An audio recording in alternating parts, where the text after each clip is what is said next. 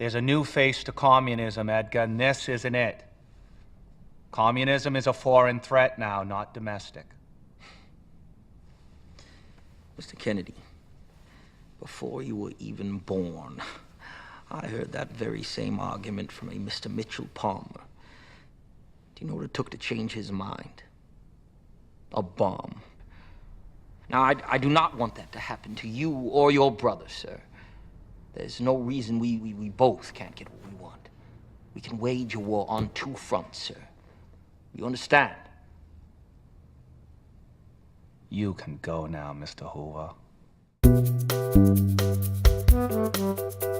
Mr. Matt Brown. Yeah. What movie did you see? J. Edgar. And how long do you have to talk about it? 2 minutes. Are you ready? I am ready. Would you like to say 2 minutes again so it doesn't sound like you have something weird in your mouth? 2 minutes. Okay.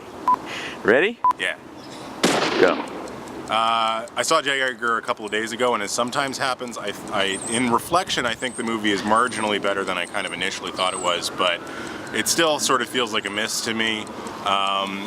There's a second movie like this that I've seen in a couple of months, which the first one was The Rum Diary, where you've got like a good filmmaker, Bruce Robinson there, or Clint Eastwood here, who has a good subject matter but kind of doesn't manage to carve a charismatic narrative out of the whole cloth that he's been given.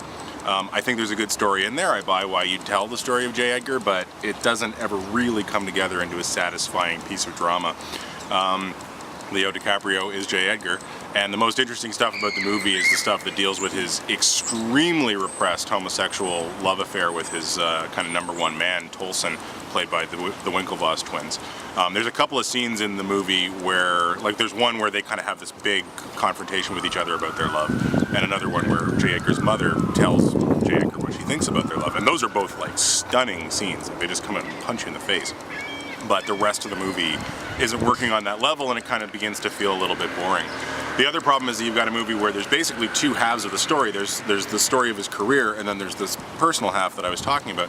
But there's no dialogue between those two halves of the story, if you know what I'm saying. Like, you see this massive public achievement on J. Edgar's part, but you never really get a sense of how the personal life of the man affects that achievement, or what that achievement means to that man. So it's almost like the two halves of the story aren't working together to create something comprehensive and interesting at the end of it.